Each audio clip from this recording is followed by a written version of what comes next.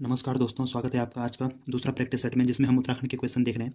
ये सभी question previous year पूछे गए हैं, कहीं ना कहीं आए हुए हैं। तो देखते हैं आज का क्वेश्चन। आज का क्वेश्चन है, बीज बचाओ आंदोलन के सूत्रधार कौन है? तो इसका राइट आंसर है ऑप्शन नंबर सी, विजय जड़धारी। ये बीज बचाओ आंदोलन से संबंधित है। तो इसके साथ कुछ और देख लेते हैं हम, जैसे सच्चिदानंद भारती, जो पानी रखो आंदोलन से संबंधित है।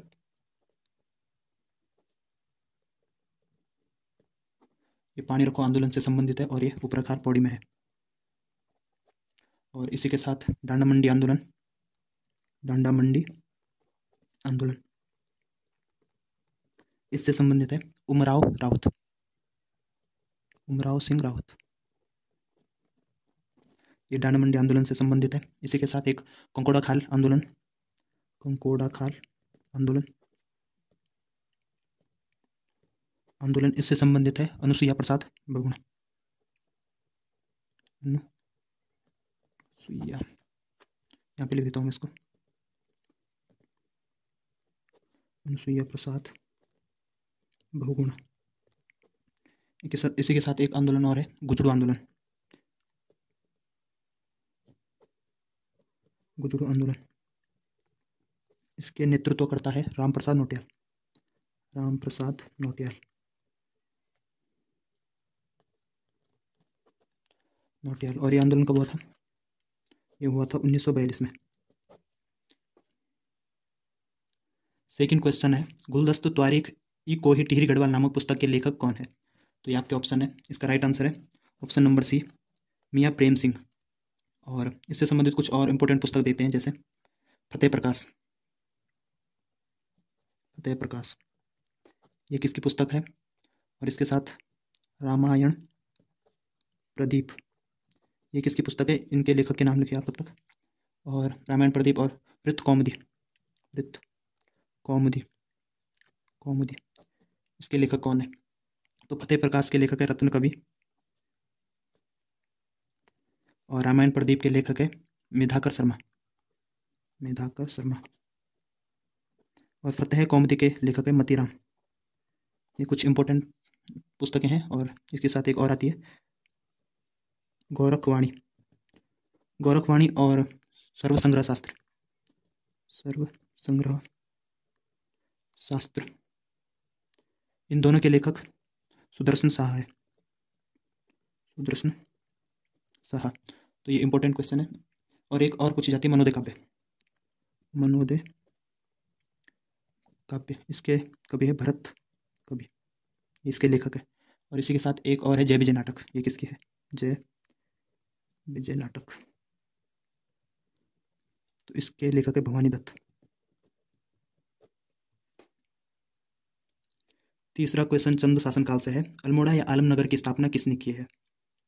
तो इसका राइट आंसर होगा ऑप्शन नंबर डी, बालो कल्याण चंद। पहले तो ये क्वेश्चन तो ये हो गया, अल्मोड़ा का पुराना नाम क्या है? आलमनगर। और बालो कल्याण चंद से 3-4 क्वेश्चन और पूछे जाते हैं। पहले है, सबसे पहले महाराजा धीराज की उपाधि किसने धारण की थी? महाराज धीराज उपाधि सर्वप्रथम धारण की थी इस शासनकाल में बालो कल्याण चंद ने। और इसी के साथ इन्होंने 2 किले बनवाए थे, एक था नीला पोखर किला, नीला पोखर का किला, और एक था लाल मंडी किला। इनका निर्माण भी बालो कल्याण चंद के द्वारा हुआ था। और एक क्वेश्चन और पूछा जाता है इससे, मणकोट राज्य विजय, मणकोट राज्य जीता था बालो कल्याण चंद द्वारा। और इसी के साथ पंचायती पद्धति लागू की थी इन्होंने, पंचायती।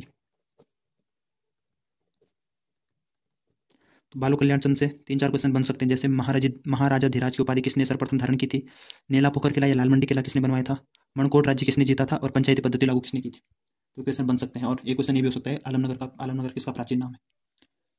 क्वेश्चन नंबर 4 है, उत्तराखंड में प्रथम खनन नीति कब लागू हुई थी? तो इसका राइट आंसर है ऑप्शन ए, 4 अप्रैल 2001 को। अन्य नीतियां देख लेते हैं, जैसे पहली कृषि नीति, पहली कृषि नीति लागू हुई थी 2011-12 में, ठीक है। इसी के साथ दूसरी कृषि नीति जो अभी अधिसूचित है, लागू नहीं हुई है, 2018 अधिसूचित।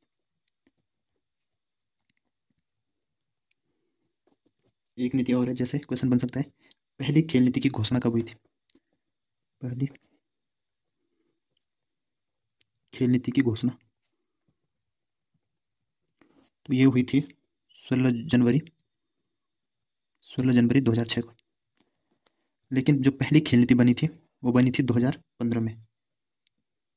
पहली खेल नीति, इसका नाम था पहली खेल नीति 2014 और ये लागू हुई थी 2015 में। और इसी के साथ नई खेल नीति तो ये बनी है 2021 में। और नीति से और एक क्वेश्चन पूछा जा सकता है, पहली फिल्म नीति, ये क्वेश्चन भी बन सकता है। तो ये बनी थी 2015 में। और नई फिल्म नीति जो आजकल ही आई है, आजकल मतलब लेटेस्ट ही है इसकी नई फिल्म नीति, तो ये बनी थी 2019 में। तो नीति से लगभग इतने क्वेश्चन पूछे जा सकते हैं। पहले तो खनन नीति याद रखना 4 अप्रैल 2001 को है। उसके साथ पहली कृषि नीति 2011 में, दूसरी अधिसूचित है, ये लागू नहीं हुई है 2018 में। पहली खेल नीति की घोषणा 16 जनवरी 2006 को। पहली खेल नीति 2014 लागू हुई थी 2015 में। फिर नई खेल नीति आई थी 2021 में। पहली फिल्म नीति 2015, नई फिल्म नीति 2019। तो इतना याद रखना है नीति से। पांचवा क्वेश्चन है हाथी पर्वत की ऊंचाई कितनी है। तो इसमें पहले तो आप ऑप्शन बी को देखो, 7,817 मीटर। तो ये किसकी ऊंचाई है, नंदा देवी, नंदा देवी। और ये है कहाँ, चमोली में। ये उत्तराखंड का सर्वोच्च शिखर है, सर्वोच्च शिखर।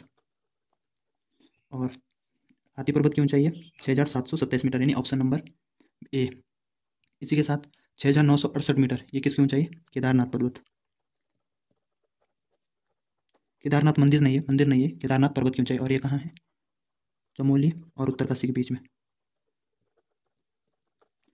6,320 मीटर, यह है बंदरपूंछ, बंदरपूंछ पर्वत की ऊंचाई है 6,320। ये कहाँ है, उत्तरकाशी में। इसके साथ एक क्वेश्चन और बन सकता है, जैसे कामेट की ऊंचाई।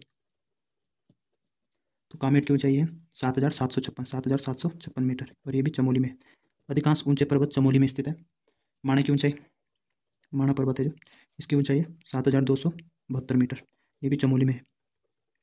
तो कुछ पर्वत याद कर लेना आप। इसके साथ एक पूछा जाता है बद्रीनाथ पर्वत, इसकी ऊंचाई है 7,140 मीटर, ये पूछे गए क्वेश्चन है, ये भी चमोली में है।